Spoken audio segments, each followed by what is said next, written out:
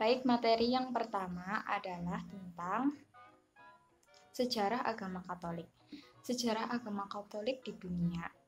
Agama Katolik tumbuh ketika Yesus lahir di kota Bethlehem yang terletak di Palestina pada awal abad keempat Masehi, di mana gereja mendapat pengakuan resmi dari Kaisar Romawi Konstantin Agung 380 Masehi dalam bentuk Katolik Ortodoks yang berkedudukan monopoli dan terus berkembang di luar kerajaan Romawi. Sejarah agama Katolik di Indonesia itu bermula pada tahun 1498 berlayarlah 4 buah kapal di bawah pimpinan Vasco da Gama. Kapal-kapal itu berhasil mencapai kota Calicut di India.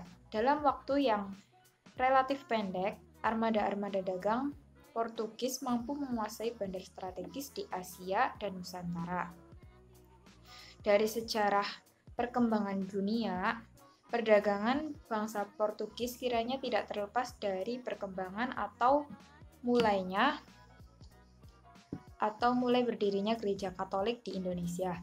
Karena di samping berdagang yang menjadi tujuan utamanya orang Portugis yang beragama Katolik, itu juga memperkenalkan agama yang dianut dan diimaninya kepada masyarakat penduduk daerah setempat di mana mereka berdagang. Yang ketiga, sejarah Katolik di Banyumas. Pada tahun 1927, para misioner Hati Kudus atau MSC mulai menetap di Purwokerto. Prefektur Apostolik Purwokerto didirikan ketika jumlah umat 4.000 orang pada 25 April 1932 memisahkan dari Vikarat Apostolik Batavia. Status itu ditingkatkan menjadi Vikariat Apostolik pada 16 Oktober 1941. Status ini ditingkatkan menjadi Keuskupan Purwokerto bersamaan dengan berdirinya hierarki Gereja Katolik. Baik, untuk materi yang selanjutnya yakni mengenai populasi dan potret agama Katolik di dunia, di Indonesia, dan di Kabupaten Banyumas. Yang pertama yakni mengenai populasi dan potret agama Katolik di dunia. Agama Kristen Katolik atau Gereja Katolik adalah aliran gereja tertua dan terbesar dalam gereja Kristen saat ini. Gereja Katolik sedunia itu berpusat di Vatikan City di dalam kota Roma, Italia, dengan pimpinan tertingginya yang dikenal dengan Paus. Kemudian berdasarkan data dari Catholic News Agency pada 16 Oktober tahun 2016, tahun 2020, jumlah agama Katolik di dunia itu meningkat hampir 16 juta. Dengan adanya hal tersebut, jumlah agama Katolik di dunia itu menjadi sekitar 1,33 miliar. Dari data tersebut, diketahui bahwasanya ada sekitar 15.716.000 umat Katolik, lebih banyak itu pada akhir tahun 2018.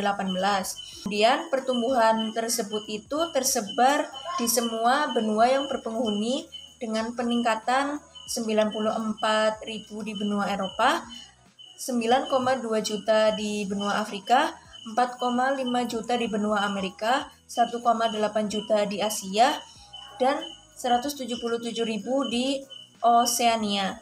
Namun, persentase umat Katolik di dunia tetap tidak berubah, yakni tetap berada di angka 17,73%, yang berarti bahwa jumlah umat Katolik itu meningkat sejalan dengan pertumbuhan populasi global yang lebih luas. Kemudian yang selanjutnya yakni potret dan populasi agama Katolik di Indonesia. Agama Kristen itu dapat dikatakan merupakan agama terbesar kedua di Indonesia. Namun, umatnya hanya menjadi minoritas di Indonesia, yakni sekitar 10% dari populasi Indonesia terdaftar sebagai umat Kristen. Sebuah presentase secara absolut mencakup kira-kira 23,5 juta orang. Mayoritas umat Kristen Indonesia itu menganut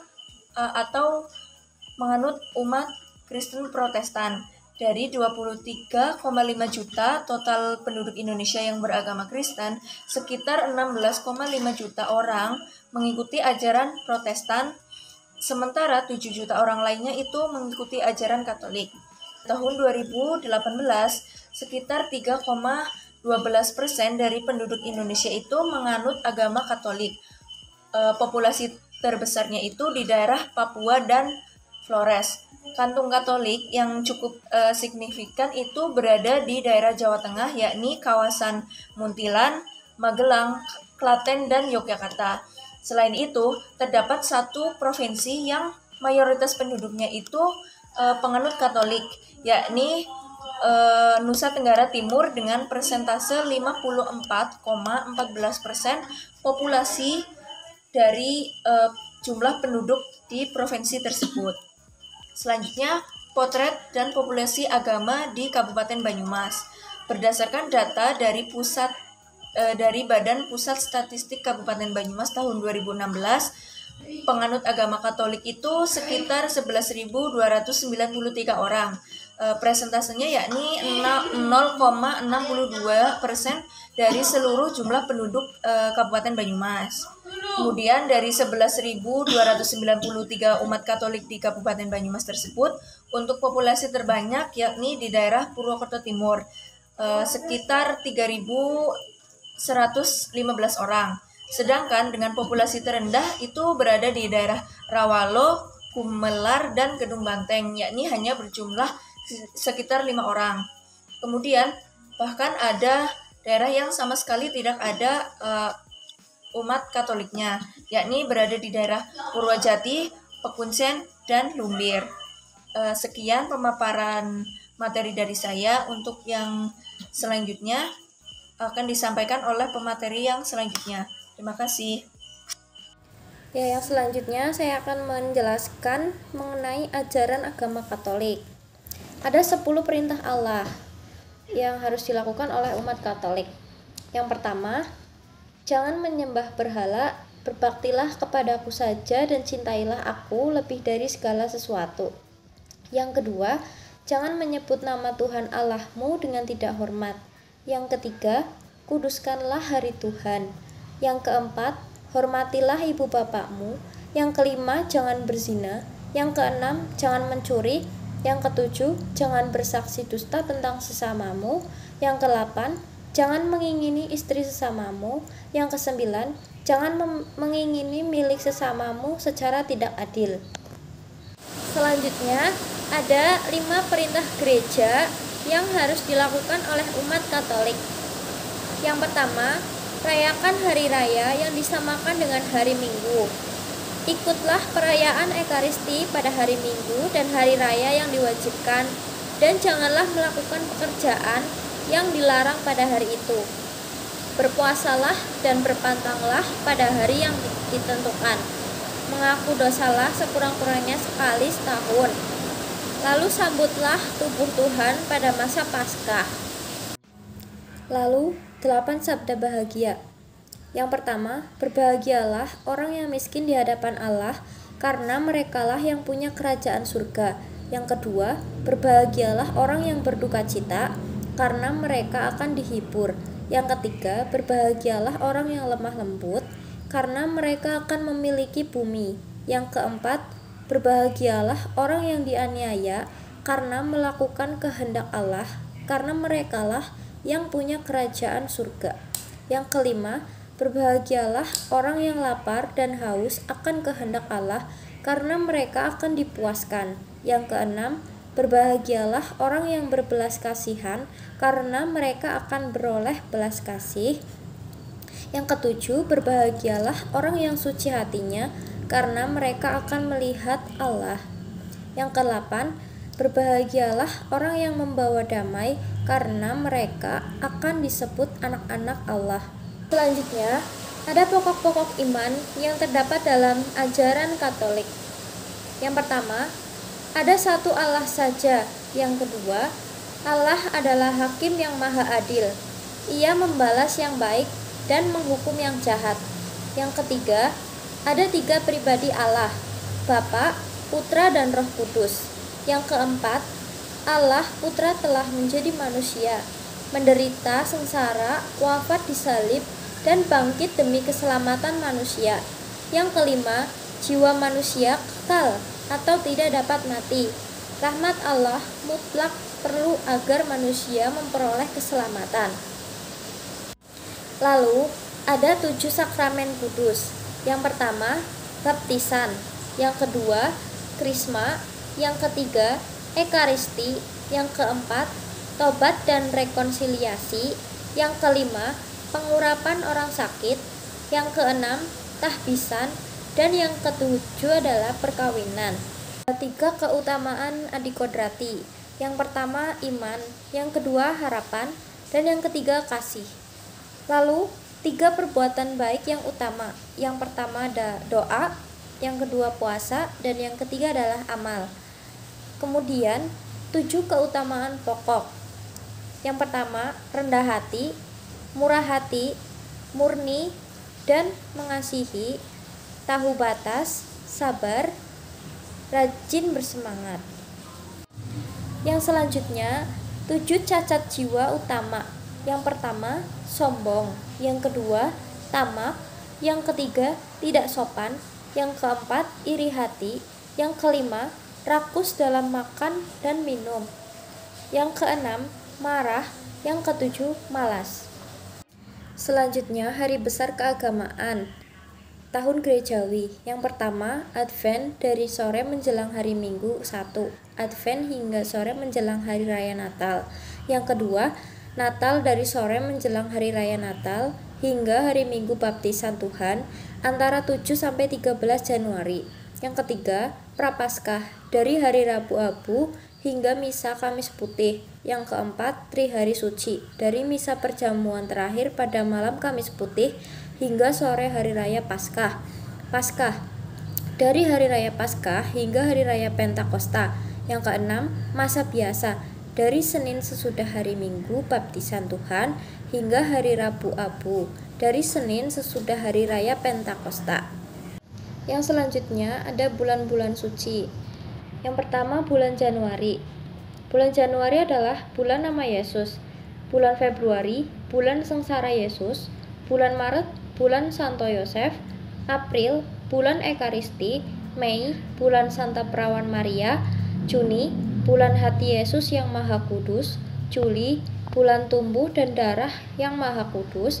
Agustus, bulan hati Perawan Maria yang mulia. September, bulan Bunda Maria berduka cita. Oktober, bulan Rosario Suci. November, bulan jiwa-jiwa di purgatorium. Desember, bulan kanak-kanak Yesus. Selanjutnya ada hari suci sepekan. Hari Senin adalah hari Trinitas yang Maha Kudus. Hari Selasa, hari Roh Kudus. Hari Rabu, hari para malaikat dan semua orang kudus. Hari Kamis, hari Ekaristi yang Maha Kudus. Hari Jumat, hari hati Yesus yang Maha Kudus.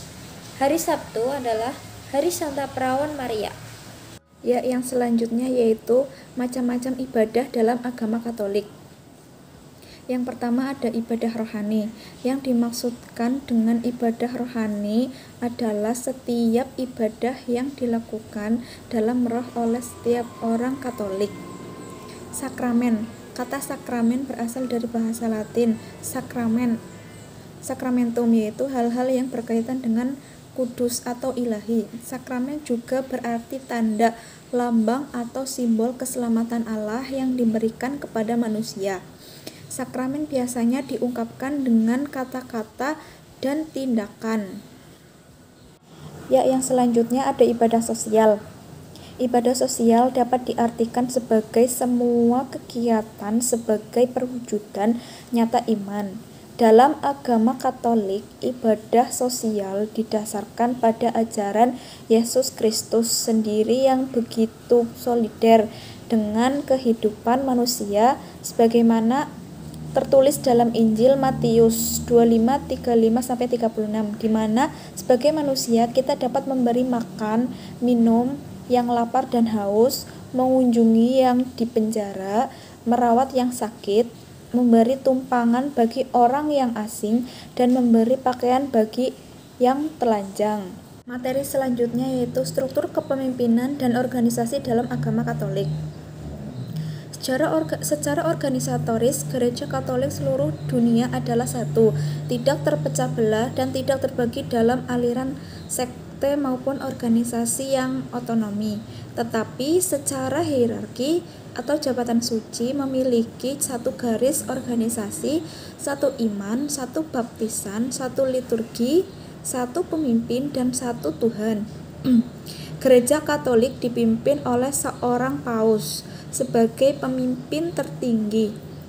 Paus membawahi seluruh kardinal dan para uskup di seluruh dunia. Paus berkedudukan di Vatikan, Roma, Italia. Struktur hierarki dalam Gereja Katolik di seluruh dunia.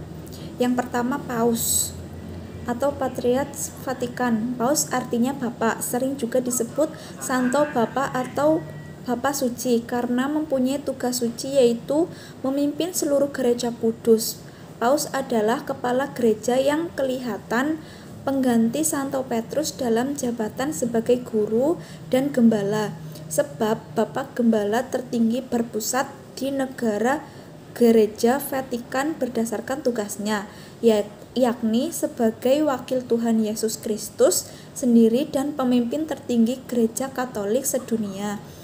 Mempunyai kuasa penuh, tertinggi dan universal terhadap gereja, dan kuasa itu selalu dapat dijalankan dengan bebas. Dalam menjalankan tugasnya, Paus dibantu oleh para kardinal, yaitu para nasehat Paus. Pada umumnya, mereka adalah para uskup yang memiliki keunggulan dalam bidang ajaran, kesusilaan, kesalehan, dan kebijaksanaan. Kuria Roma yaitu departemen-departemen yang menyelenggarakan berbagai urusan gerejani. Setiap departemen dikepalai oleh seorang kardinal, duta besar Vatikan, yaitu orang-orang yang bergelar Monsignor yang unggul dalam bidang diplomatik yang ditugaskan oleh Paus sebagai kepala negara Vatikan ke suatu negara. Yang B adalah uskup. Uskup adalah pemimpin gereja lokal atau keuskupan atau dioses. Uskup sering disebut wali gereja. Para uskup adalah pengganti para rasul yang bertugas sebagai guru atau pengajar, imam atau pengudus, dan gembala atau pemimpin dalam gereja. Tugas pokok dan fungsi seorang uskup atau diocesan atau uskup sufragan adalah mempersatukan dan mempertemukan umat. Tugas pemersatu itu dibagi menjadi 3 khusus, yakni tugas pewartaan, percayaan, dan pelayanan. Tugas utama para uskup adalah pewartaan Injil. Uskup yaitu pemimpin umat dalam kalangan pastoral keuskupan. Dalam menjalankan tugasnya, uskup dibantu oleh yang satu, vikaris jenderal atau vikjen atau wakil uskup. Yang kedua, pastor atau kepala paroki yang dibantu lagi oleh pastor rekan atau kapelan. Yang ketiga, para pastor tertentu yang ditugaskan khusus oleh uskup dalam lembaga tertentu atau melayani kelompok kategorial atau fungsional. Yang keempat, diakon tertahbis membantu uskup dalam bidang tertentu, misalnya menjadi saksi resmi gereja dalam perkawinan, menerimakan komuni kudus, membaptis, dan lain-lain. C. Imam. Imam adalah seseorang yang ditahbiskan oleh uskup atau menerima sakramen tahbisan tingkat kedua. Pada zaman dahulu, sebuah keuskupan tidak lebih besar daripada sakramen yang disebut paroki. Pada zaman itu, imam-imam menjadi pastor pembantu. Lama-kelamaan, pastor pembantu mendapat daerahnya sendiri, khususnya di daerah pedesaan. Para imam dipanggil melayani umat Allah sebagai pembantu arif bagi badan para uskup, yaitu sebagai penolong dan organ mereka. D. Diakon. Pada tingkat yang lebih rendah terdapat diakon yang ditumpangi ditumpangi tangan oleh uskup dan menerima sakramen tahbisan tingkat pertama. Tahbisan itu bukan untuk imamat, melainkan untuk pelayanan. Mereka membantu uskup tetapi tidak mewakilnya. Para uskup mempunyai dua macam pembantu, yaitu pembantu umum atau disebut imam dan pembantu khusus atau disebut diakon. Bisa dikatakan juga diakon sebagai pembantu dengan tugas terbatas. Jadi diakon juga termasuk ke dalam anggota hierarki.